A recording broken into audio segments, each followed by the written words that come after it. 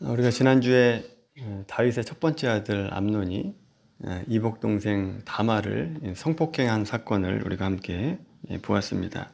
자, 그 이후부터 오늘 본문 전까지 내용이 대략 이렇습니다.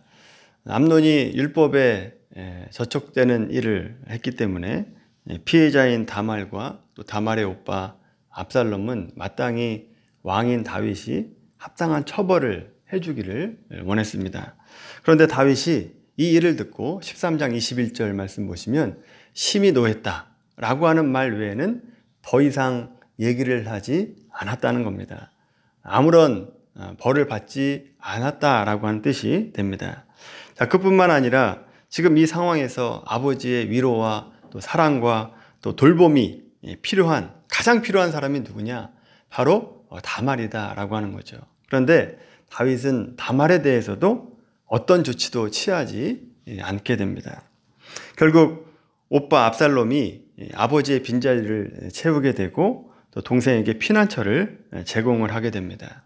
자, 이렇게 상황이 되어지는 것을 보고 화가 난 이 압살롬은 이 암논을 죽일 계획을 세우게 되는데 2년 후에, 이런 일이 있은 다음에 2년 후에 실제로 어떤 기회를 만들어서 암논을 죽이게 되죠.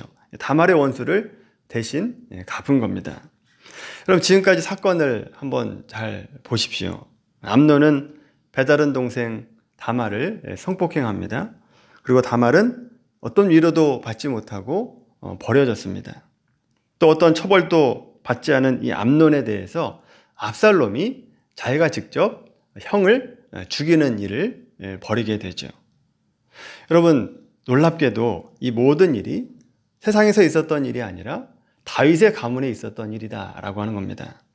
왕가의 체면이 말이 아니죠. 더더군다나 다윗 가문에 이런 일이 있었다라고 하는 것은 너무나 창피한 일이었다라고 하는 겁니다. 자, 일이 이 지경으로 됐으면 이제 다윗이 나서야 됩니다. 다윗이 직접 나서서 이 일을 처리해야 됐다라고 하는 겁니다.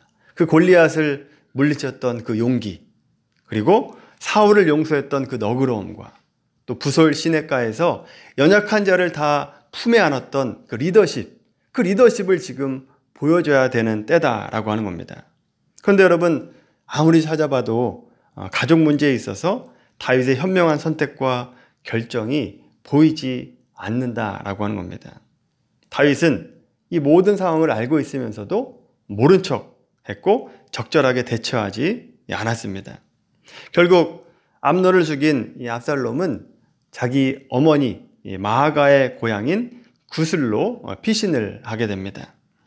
이 구슬왕 달메가 이 압살롬의 외할아버지가 됩니다. 그러니까 외할아버지 집에서 피신을 하게 되는데 그렇게 3년의 시간을 구슬이라고 한 땅에 거하게 됩니다. 3년이 지나서 요압, 다윗의 군대 장관 요압의 중재로 압살롬이 예루살렘으로 돌아오긴 했습니다만 다윗은 여전히 압살롬을 만나주지 않습니다. 몇 년 동안 만나주지 않느냐? 14장 28절 말씀 보시면 압살롬이 2년 동안을 압살롬을 만나주지 않았다라고 하는 겁니다. 그리고 예루살렘은 크지 않은 도시입니다. 작은 도시예요. 2년 동안이나 한 번도 만나지 않으려고 한다라고 한다면 의도적으로 피해야 됩니다. 압살롬은 아버지를 만나고 싶은데 아버지를 만나지 못하는 그 안타까운 마음을 가지고 눈치를 보면서 피해야 됐고, 다윗은 한결같이 자기 아들을 모르는 척했다라고 하는 겁니다.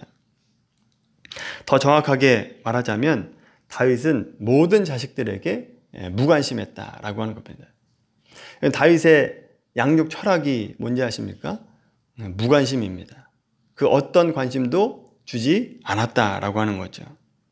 다윗의 양육 철학을 알 수 있는 한 가지 예를 우리가 한번 들어보자면 열왕기상 1장 말씀을 한번 보겠습니다. 열왕기상 1장 말씀. 열왕기상 1장 5절부터 6절까지 말씀입니다.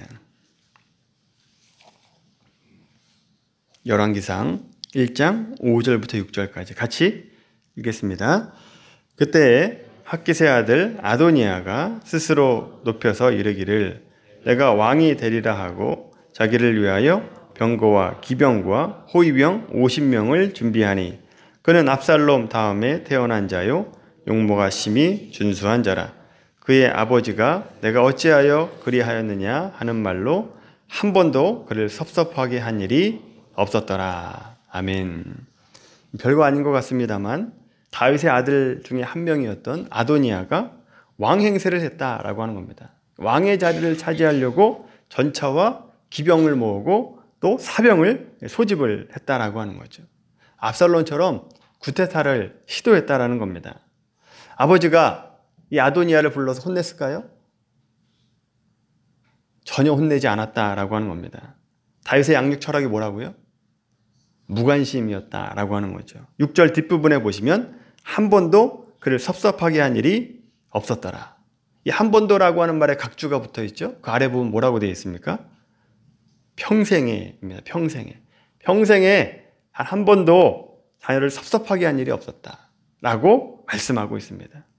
다윗은요, 자녀 양육에 있어서 수동적인 모습을 보이고 있습니다. 재밌는 것은요, 이 다윗이 이 자녀들에게 무관심했는데 그 무관심한 다윗이 자녀가 굉장히 많았다라고 하는 겁니다. 사무엘하 3장 2절부터 5절까지 말씀 보면요, 다윗의 아내 이름이 나오는데 6명이 나옵니다. 거기에 미갈과 밧세바를 보태면 8명입니다. 자, 그 아내로부터 얻은 아들의 이름이 역대상 3장 1절부터 나오게 되는데 총 19명입니다. 굉장히 많죠? 근데 그것이 끝이 아니라 19명이 끝이 아니라 그 밖에 첩들이 낳은 아들이 여럿 있었다라고 얘기합니다. 그러니까 이름 쓰기에 아마 부족하기 많았다. 이름을 쓰기에는 너무나 많은 아들이 있었을 것이다 라고 생각이 듭니다. 자, 그렇게 굉장히 많은 자녀를 두었던 다윗인데 자녀 양육에 있어서만큼은 유독 소홀했다라고 하는 거죠. 여러분, 시편에 보면 다윗의 시편이 굉장히 많지 않습니까? 그 다윗의 시편을 말씀 보시면 물론 하나님을 찬양한 내용이 나오고 또 블레셋을 위한 노래도 나오고 또 자기 친구 요나단을 생각하면서 찬양한 것이 나오고 심지어 자기를 죽이려고 했던 사울에 대해서 생각하면서 썼던 시편이 있습니다. 그런데 유독 자식에 관한 시편이 단 한 편도 없다라고 하는 겁니다. 이름 있는 아들만 19명이고 이름이 기록되지 않는 아들까지 하면 굉장히 많았을 텐데 그러면 추억도 많이 있었을 거 아닙니까? 그러면 얼마든지 찬양의 시편을 쓸 만한데도 단 한 편도 쓰지 않았다라고 하는 거죠. 놀랍지 않습니까? 자녀에 대해서 시편을 쓰지 않았다. 여기 이제 오늘 본문에서 한 장 더 이제 나아가면 사무엘하 15장 말씀 보시면 압살롬이 구테타를 일으키고 또 결국 구테타는 실패하게 되고 사무엘하 19장 가시면 압살롬이 죽음을 맞이하게 됩니다. 그리고 그 죽은 아들을 위해서 다윗이 압살롬아 압살롬아 5번이나 그렇게 압살롬을 부르면서 우는 모습이 나옵니다. 다윗은 늘 이런 식이었다라고 하는 겁니다. 가정 문제에 있어서 선조치로 문제를 예방하고 문제가 없게 한 것이 아니라 문제가 있고 난 다음에 우는 다윗의 모습이 나오게 된다라고 하는 겁니다. 우리가 알고 있듯이 여러분 다윗은 이 가정 문제 외에는 성공했던 왕입니다. 하지만 집안에 분란이 끊이지 않는다라고 한다면 다른 데서 성공한들 그것이 무슨 소용이 있겠습니까? 가정을 다스리지 못해서 다윗의 명성에 깊은 상처를 내게 되었다라고 하는 거죠. 여러분, 이 풍비박산난 이 다윗의 가정에 대해서 어떻게 설명을 해야 될까요? 자녀들에게 유난히 말이 없었던 다윗의 침묵을 어떻게 해석해야 되는가? 어떻게 이해해야 되는가? 물론 찾아보자면 다윗은 여러 가지 이유를 댈 수 있습니다. 사울에게 쫓겨서 전쟁터를 누비거나 또 이 광야 생활을 할 때 자녀를 돌볼 겨를이 없습니다. 피신해야 되기 때문에 전쟁해야 되기 때문에 너무나 바빠서 자녀를 돌볼 시간이 없죠. 또 헤브론에서 유다의 왕으로 또 수도를 옮겨서 예루살렘의 왕으로 정무에 너무나 중요한 일을 해야 되기 때문에 자녀들에게 신경 쓸 겨를이 없었을 수 있습니다. 아니면 밧세바를 유혹하고 우리아를 모살한 일에 대한 이 죄책감 때문에 내가 어떻게 자녀들을 양육할 수 있겠는가? 내가 어떻게 자녀들에게 이렇게 하라라고 말할 수 있겠는가? 라고 하면서 이 죄책감 때문에 나는 스스로 자녀를 양육할 자격이 없다라고 생각할 수도 있습니다. 너무나 바빴고 너무나 중요한 일을 했고 너무나 죄스러웠기 때문에 나는 자녀를 양육할 수 없다라고 핑계댈 수도 있습니다. 근데 여러분, 과연 이것이 전부일까요? 그리고 하나님 앞에 갔을 때 과연 이것이 핑계거리가 될 수 있겠는가라고 하는 겁니다. 여러분, 너무를 붙여야 될 말이 하나 더 남아 있습니다. 다윗의 깨달음이 너무 늦었다라고 하는 겁니다. 돌이키기에는 너무 늦어버렸다라고 하는 거죠. 그러나 여러분, 오늘 사무엘하 14장 말씀을 통해서 다윗 이야기를 듣는 우리는 아직 늦지 않았습니다. 돌이킬 수 있는 기회가 있다라고 하는 겁니다. 오늘 말씀을 통해서 여러분 각자가 하나님의 음성을 들으시고 하나님의 뜻을 깨닫고 또 자녀 양육에 있어서 돌이켜야 될 부분이 있다라고 한다면 돌이키게 되는 은혜와 결단이 있게 되기를 바랍니다. 여러분, 하나님은요, 이 자녀 양육에 굉장히 중요하게 생각하시는 분입니다. 십계명에도 있지 않습니까? 출애굽기 20장 12절 말씀 보시면 내 부모를 공경하라. 그리하면 내 하나님 여호와가 내게 준 땅에서 내 생명이 길리라 라고 말씀합니다. 자녀가 마땅히 부모에게 순종해야 된다라고 하는 겁니다. 그렇게 하는 것이 누구에게 좋다고요? 부모님에게 좋은 게 아니라 자녀에게 좋은 것이다 라고 하는 겁니다. 자, 만약 자녀들이 부모를 공경하지 않는다라고 한다면 부모님은 어떻게 해야 됩니까? 부모를 공경할 수 있도록 가르쳐야 된다라고 하는 거죠. 그리고 옳은 길로 돌아올 수 있도록 양육해야 되는 것이다라고 하는 겁니다. 그것이 부모의 책임이다라고 하는 거죠. 자, 그렇다면 어떻게 양육해야 되는가? 에베소 6장 4절 말씀을 한번 같이 보겠습니다. 에베소 6장 4절 말씀, 신약성경 315페이지입니다. 신약성경 315페이지 에베소서 6장 4절 말씀입니다.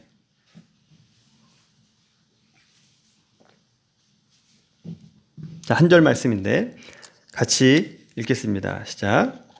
또 아비들아, 노엽게 하지 말고 오직 주의 교훈과 훈계로 양육하라. 아멘. 여기 보면 오해하지 말아야 될 것은, 자녀를 노엽게 하지 말라라고 하는 것은 자식들이 싫어하는 말을 하거나 또 어떤 그러니까 자녀들이 기분 나빠할 것을 시키지 말라, 그런 뜻이 아닙니다.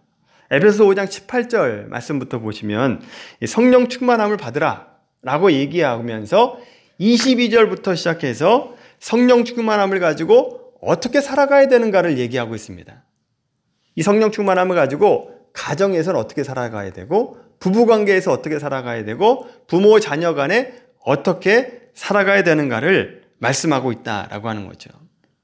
그래서 여기서 노엽게 하지 말라라고 하는 말씀은 자녀들의 눈치를 보며 교육하라 이런 뜻이 아니라 부모의 권위를 가지고 감정 싸움이 되지 않도록 성령 충만함을 가지고 올바른 것을 보여주고 가르치라 라고 하는 뜻입니다. 자, 그러면 중요한 것이 무엇을 가르칠 것인가, 어떤 컨텐츠를 가지고 가르칠 것인가인데, 여기 말씀 보시면 세상적인 지식을 가르칠 것이 아니라 주의 교양과 훈계로 양육하라 라고 되어 있죠. 그냥 교양과 훈계가 아닙니다. 뭐로 한정되어 있어요? 주의 교양과 주의 훈계로 가르치라 라고 하는 겁니다. 세상적인 기준이 아닙니다. 주께서 요구하시는 것이 무엇인가? 주께서 인정하시는 것이 무엇인가? 또 주께서 기뻐하시는 것이 무엇인가를 가르치고 꾸짖고 권면하고 또 격려해서 올바른 길로 돌아오게 해야 된다라고 하는 겁니다. 하나님을 기쁘시게 하는 그런 자녀로 양육해야 된다라고 하는 거죠. 언제까지 양육해야 될까요? 여기 양육하라라고 한 단어의 시제를 보시면요, 현재형입니다. 이 현재형은 계속해서 하라는 얘기입니다. 늘 현재입니다.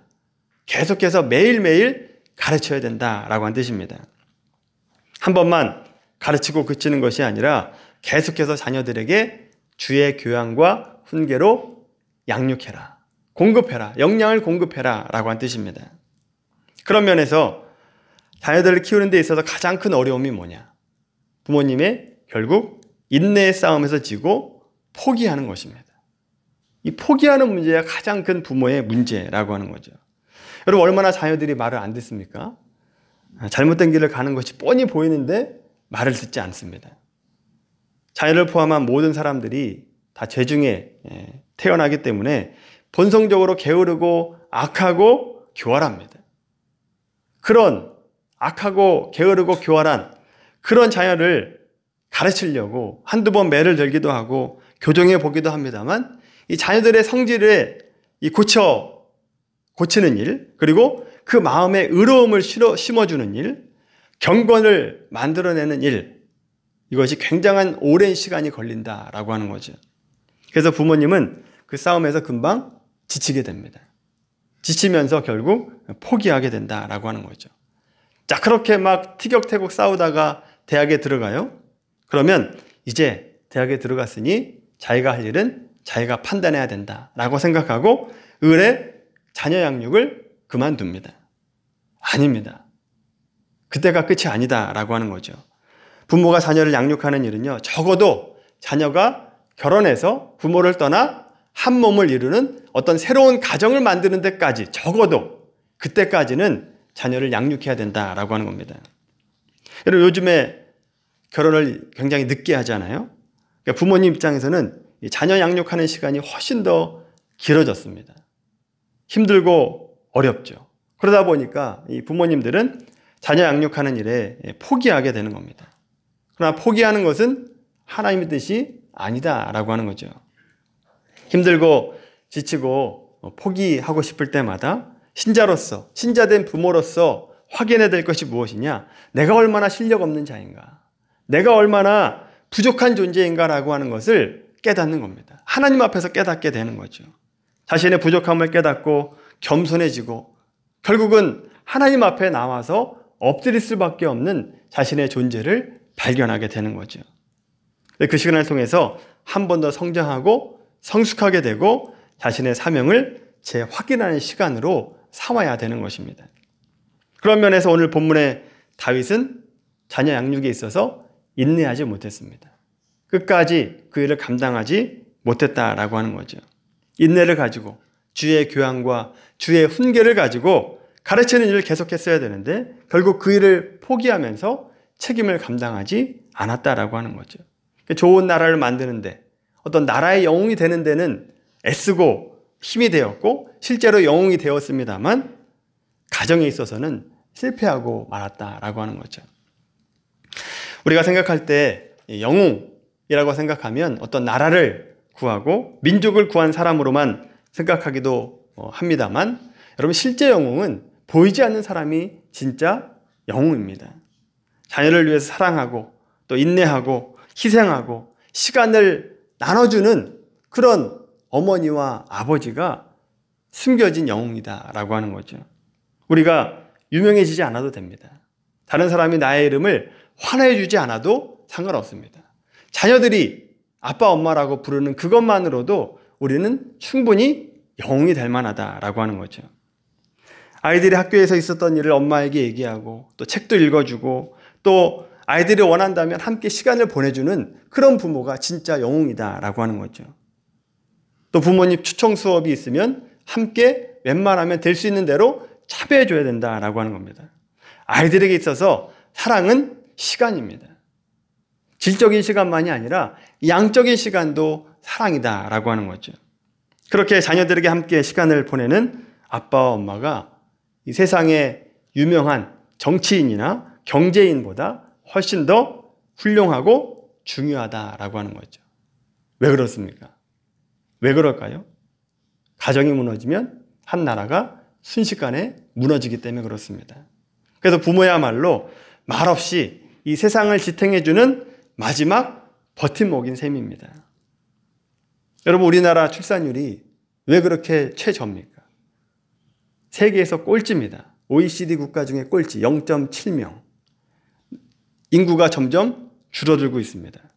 원인이야 뭐 다양하겠습니다만 오늘 말씀을 통해 생각해 보자면 아빠의 책임이죠. 자녀 양육에 등한시하고 세상적으로만 영웅이 되려고 하는 이 아버지. 그 아버지들 때문에 그런 거 아닙니까? 아버지만 그런 게 아니라 엄마도 책임이 있죠.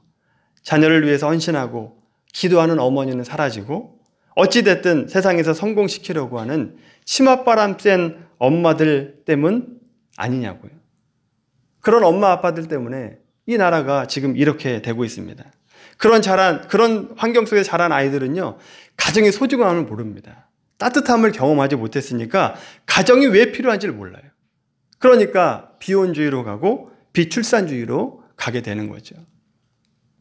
여러분, 우리가 자녀 양육에 있어서만큼은 다윗을 배우지 않게 되길 바랍니다. 다윗의 양육 철학을 따라가면요, 반드시 대가를 치르게 돼 있습니다.